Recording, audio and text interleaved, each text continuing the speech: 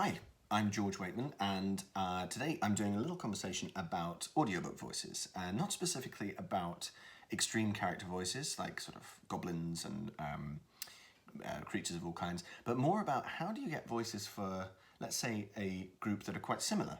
So I was doing a little bit of reading today on a historical fiction novel, and I encountered this group of 4 characters, all male and all one family. So there's the father, which is easy enough to differentiate in some ways. But then there are also 3 brothers, and they're not given a huge amount of information to start off with. So how do you go about making these voices different? And how do you remember what the hell you've decided when you come to read the book? I mean, this is page 30 of a 416-page book. So by the time you reach the end, you might not be able to remember exactly what voice you gave brother number 3, who never reappears. So the trick I've found is to colour code, but not just colour coding to differentiate, but to kind of give you an indication of how different they are from each other. So if you can see here on the screen, we've got some different colours, as you can see there. Oh, it's a bit exposed. There we go. So you've got our main character here in the scene, and he's in bright blue. Now, for me, that helps me to remember at the last minute that he maybe is quite, he's quite bold. He's also quite youthful, quite young, quite energetic, and this character is quite chivalrous.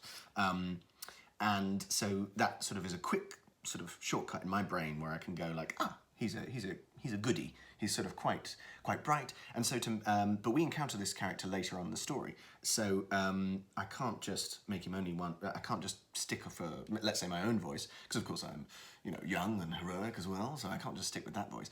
I have to differentiate the young version of him from the old one. So first of all, you could start by the standard method of differentiating, which is, for me, if the character's younger, they don't do what I just did, which is hesitate a lot, perhaps. They might speak very quickly. So he might say, "By God, I will keep that oath and wield it for Normandy and justice, look!" So you rattle off, as opposed to if an older character was saying it, they might consider their words a little more. They might say, "By God," because they know what that means, and it takes a little bit more gravitas to get those words out and to really give them the weight they deserve. But for the moment, we've got our young guy, and he's saying, and he's gabbling it out, so you might be able to say it at a pace, slow enough that someone can hear you, of course, but quick enough that it differentiates from other characters. But then when we go down to here, so we've got the father. Now, you make a sort of assumption about voices early on, but they might change as you go through the book. So, if you have a character that starts saying, "Hello, father, my name is this, that, and the other," then the father, to differentiate it, might be a little bit lower, and you would make the pace of the voice a little slower, perhaps, and you'd use your jowls, use all this stuff that you've got here, just to obstruct your voice so it sounds a little different. Don't worry, it's not all going to be completely pantomime like that. You can make it a lot more like that, but you don't want to overdo it, because you might be an incredibly fat character, so you don't want to give the father this voice too early on. You don't need to do too much, is the thing I would say. Your voice differentiates itself with just a few adjustments. And he's in a sort of like a darker, sort of purpley colour. I'm in a little bit of a darker scenario because the light is going down, the sun is going down. So that's sort of clear. You can, and then the colours also link, they're kind of related. So you've got a light blue, he's young, but then maybe when he gets a little bit older, his voice will be similar to his father's, perhaps. But then you've got another brother. Now he's in a kind of, you can see here, there's a lot of technology I'm grappling with here. He's in a sort of puce green. And without going too sort of, disgusting and Harry Potterish to it, you could make him a little bit more snide. And rather than doing a whole kind of, like, "Potter, what are you doing" voice, all you need to really do is make him more affronted. In this case, he's actually, the younger brother has given him a bit of a kicking, because he's been, as all older snarly brothers are, he's been a bit of a shit. So, yeah, you can then, rather than doing it full pantomime or full caricature, because this is historical, not fantasy, and in fantasy maybe you can do it a bit more exaggerated. In this instance, all you need to really do is sort of, rather than talking from the throat like the young brother, you could sort of talk through the nose, and just basically all you need to think in your head is, "Oh, this little bastard, like I've been wronged. That's my thought when I'm thinking of him. I've been wronged. I've been wronged, and to say that I've been wronged, it'll come out of my nose. No, so no, is the sort of thought for him. And I'm thinking, yeah, great, we've got three defined things. We've got the father, who's not quite the blustering sort of character, but he says, what does this mean? What does it mean? I have never known. What is this boy? Speak up for yourself.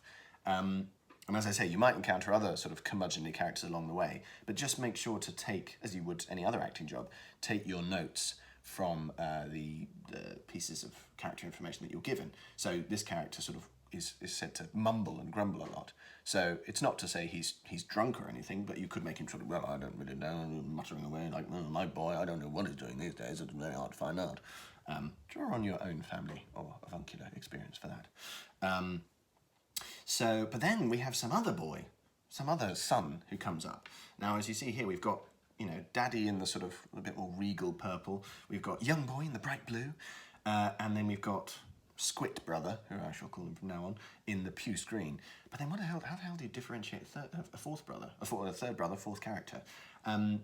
And I'll say, honestly, I haven't decided yet, because this might change as we go on, because we may find out things about these characters later on. They may have hidden depths which don't come across in the scene where they've only got one line. But as you can see, where is he? He's here. So he's not got much to say, but he's kind of a mix between all three of the others. He's got a bit of that puce green, so he could go sort of snotty, but he's somewhere in between of the father, who's a bit more regal. He hasn't said anything to our hero that's really annoyed him yet. So we might say, okay, we've got brother number one. Hello, father, I'm very young, I'm very attractive, and I'm very much the person we're going to be following in this story. You've got brother number two, who's a bit of a squint, so he's up here, sounds a bit different through the nose. You've got the father, who doesn't really know what's going on, and he knows he should be on the young son's side, because he doesn't want to side with the squid, but, it's not the thing to rock the boat, young man. And then maybe you want to do something a little different for the older brother. Maybe he's more laconic. Maybe he's a bit more, oh, do stop carrying on. Now, this is a bit extreme, I know. It's a bit like a member of the Tory party cabinet, but we don't want to get there too much, do we? But just to make it something different, especially if he's only got a couple of lines, you can visit another corner of the family nasal tree, shall we say. So that's kind of my little roundup of how I would do a scene like that and make it different. You can judge for yourself what the tone of the book is, if it can really stomach you doing something, if it's a sort of a bit of a wry fantasy or swashbuckling adventure. Swashbuckling, thank you very much. I just tried to do the lines with the consonants and the T's, but I don't always manage it. I do apologise. In terms of the genre of the book, you can decide how extreme you want to make these characters. If you want to sort of slightly, gently take the piss out of your hero, you can make him very kind of like that, like he's gonna go off and save the world. Whereas if you want to make him a real earnest character like this guy is, then don't exaggerate it. You can just make him, I will make it a little bit more breathy, a little bit lighter up here. So when he gets a bit older, you can just gently slot into your own voice and whatever that is. And trust me, that makes it a lot easier if he's got a lot to say. Because you don't want to be pitching at a different register or something over here for ages and ages, because if nothing else, your cheeks and your nose will get very tired. So yeah, and it doesn't take a huge amount of to differentiate. I'm going to stop this video pretty soon to differentiate these characters so that they sound different. So yeah, I hope that's helpful. It's a bit longer than I planned, so who knows? This may be the last one, or maybe the first of many. Thanks for watching this far, and wish you luck with whatever you're doing, and do check me out on Audible. I've been George Weightman, and this book will be coming to you soon. Keep a lookout. Bye. Ooh, that happens in the booth sometimes. Trying to make a smooth exit, not going to happen. I'm just going to go, bye, and then my stomach will inevitably go, I want to say something. Why can't I say something? And I'll tell it because I've rambled too much already. Thanks very much. Bye. No, we're good.